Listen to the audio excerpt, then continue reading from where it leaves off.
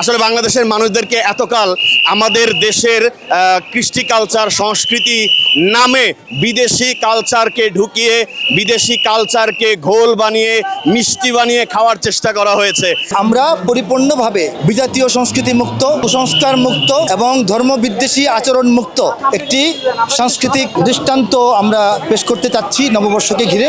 বাঙালি সংস্কৃতি, মূল সংস্কৃতিকে আমরা পরিচিত করানোর চেষ্টা করছি। দর্শক, এই মুহূর্তে আপনাদেরকে দেখাবার চেষ্টা করছি জাতীয় প্রেস ক্লাবের সামনে থেকে জাতীয় সাংস্কৃতিক কেন্দ্রের ভিন্ন রকম আয়োজন, যেটি আমরা দেখতে পাচ্ছি বাংলা নবযাত্রা 1433। আমরা সরাসরি আপনাদেরকে দেখাবার চেষ্টা করছি। আমরা কথা বলবো এই সংগঠনের যিনি সভাপতি জাগ্রত কবি আল্লামা মুহিব খানের সাথে আমরা কথা বলবো। আমাদের সাথেই থাকুন। দেখতে পাচ্ছেন হ্যাভেন টিউনের চেয়ারম্যান গাজী আনাস রৌশন সহ কলরবের পরিচালক রশিদ আহমদ ফেরদাউস রয়েছেন, বাংলাদেশের জনপ্রিয় শিল্পী বদরুজ্জামান সহ এখানে শত শত শিল্পী এবং গীতিকার সুরকার বৃন্দ।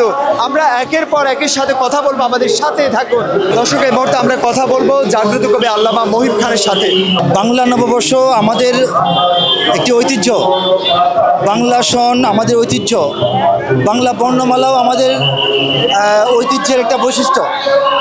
নববর্ষ উদযাপনের যে প্রচলিত পদ্ধতি বাংলাদেশে আছে, সেখানে সার্বজনীনভাবে সমস্ত মানুষ নিজ নিজ ধর্মীয় ভাবগাম্ভীর্য এবং সামাজিক মূল্যবোধ রক্ষা করে অংশগ্রহণ করার সুযোগ পায় না। যে জন্যে আমরা পরিপূর্ণভাবে বিজাতীয় সংস্কৃতি মুক্ত, কুসংস্কার মুক্ত এবং ধর্মবিদ্বেষী আচরণ মুক্ত একটি সাংস্কৃতিক দৃষ্টান্ত আমরা পেশ করতে চাচ্ছি নববর্ষকে ঘিরে।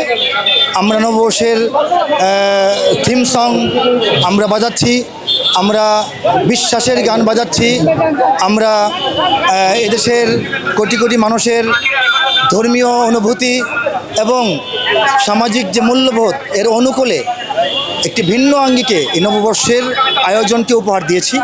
সে লক্ষ্যেই জাতীয় সাংস্কৃতিক কেন্দ্রের এই উদ্যোগ। বাংলা সন এটা আমাদের এদেশের মানুষের আদিকাল থেকে চলে আসছে।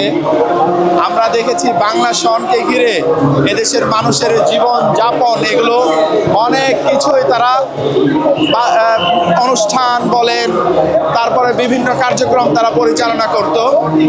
এই বাংলা সনের প্রথম দিন হলো আজকে পহেলা বৈশাখ।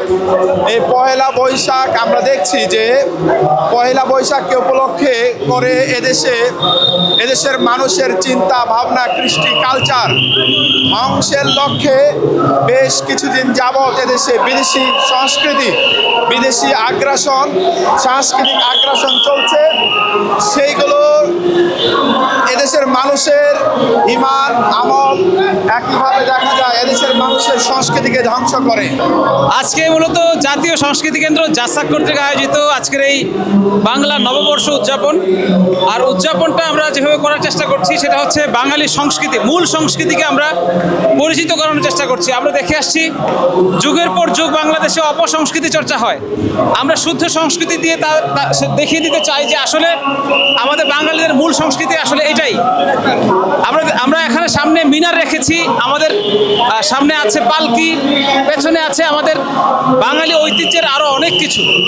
তো আমরা আমাদের জাসাকের পক্ষ থেকে আজকের এই আয়োজনে আমরা চেষ্টা করেছি বাঙালির মূল সংস্কৃতিকে উপস্থাপন করার। আসলে বাংলাদেশের মানুষদেরকে এতকাল আমাদের দেশের কৃষ্টি কালচার সংস্কৃতি নামে বিদেশি কালচারকে ঢুকিয়ে বিদেশি কালচারকে ঘোল বানিয়ে মিষ্টি বানিয়ে খাওয়ার চেষ্টা করা হয়েছে। কিন্তু বাঙালি জানে না যে তাদের মৌলিক সংস্কৃতি কী এবং কৃষ্টি কালচার কী।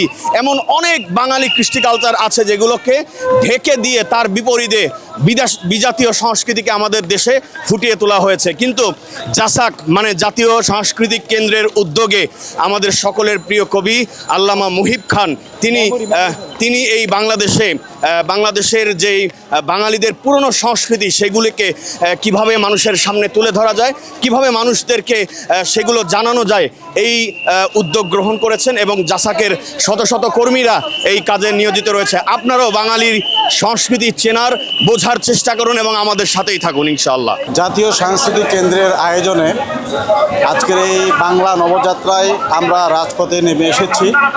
আপনারা দেখতে পাচ্ছেন যে বিজাতীয় সংস্কৃতিকে আমরা বৃদ্ধাঙ্গুলি দেখিয়ে আজকে আমরা বাঙালি সংস্কৃতিতে আমরা আজকে রূপ ধারণ করেছে।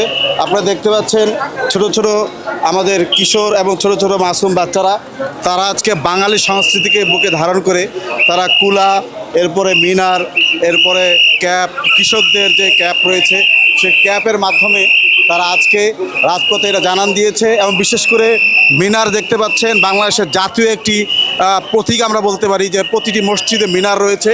এই মিনারের মাধ্যমে 5 বেলা আজান হয় এবং মুমিনরা তারা মসজিদে যায়, যেটা মহিব খানের ভাষায় আমরা শুনে থাকি যে দেশে আজানের সুরে সূর্য ওঠে এবং আজানের সুরে সূর্য ডুবে, সেই দেশের মধ্যে কখনো বিজাতীয়দের কখনোই সংস্কৃতি আমরা লালন করতে চাই না এবং পারি না। গতবার যেরকম আইটেম ছিল, এবার আরও নতুন কিছু আইটেম যেগুলো বাঙালির সংস্কৃতির ঐতিহ্য, মুসলমানদের ঐতিহ্য এবং যেগুলো আমাদের দেশের কালচার, সেগুলো তুলে ধরার জন্য এই আয়োজন। এই আয়োজন করার উদ্দেশ্য কি?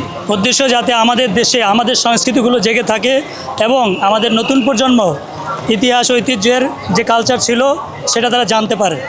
যেমন আপনারা দেখবেন এখানে এমন কিছু পপস উঠানো হয়েছে যেটা সাধারণত এখন পাওয়া যায় না, যেমন ল্যাম্প বা ভান্ডি বা কুপি, তারপরে আছে হারিকেন, এরপরে আছে আপনার আরও অন্যান্য এমন কিছু আয়োজন, দোয়াত কলম, যেগুলো এখন পাওয়া যায় না, কিন্তু এগুলো আমাদের দেশের সংস্কৃতি। তো আমরা চাই এই অপসংস্কৃতি না করে সুস্থ সংস্কৃতি বিকাশ করে দেশের ইতিহাস ঐতিহ্য তুলে ধরা এবং সকলে মিলে সুন্দর একটি দেশ গড়া। আমরা আছি আমাদের সাথে যে বাচ্চারা, আমরা বাংলার ঐতিহ্য ফুটিয়ে তোলার চেষ্টা করছি আজকের প্রোগ্রামের মাধ্যমে। অপসংস্কৃতি যে সমস্ত কালচারাল সমাজ নষ্টকর সেগুলো না, আমরা হচ্ছে বাংলার যে ঐতিহ্য, যেগুলো সত্যিকারের ঐতিহ্য, সেগুলো উঠিয়ে নেওয়ার চেষ্টা করছি। আমাদের সাথে আজকে বাংলাদেশের বিশেষ তারকা, অনেক হাজার হাজার তারকাগণ। আমরা বাংলার ঐতিহ্য উঠিয়ে নেওয়ার চেষ্টা করেছি। দেখতে পাচ্ছেন মিনার, এবং সেই সাথে আছেন আমাদের পিছনে বদরুজ্জামান, তারপরে হচ্ছে জাগ্রত কবি মুহিব খান, আরও বাংলাদেশের বিশেষ তারকাগণ আছে।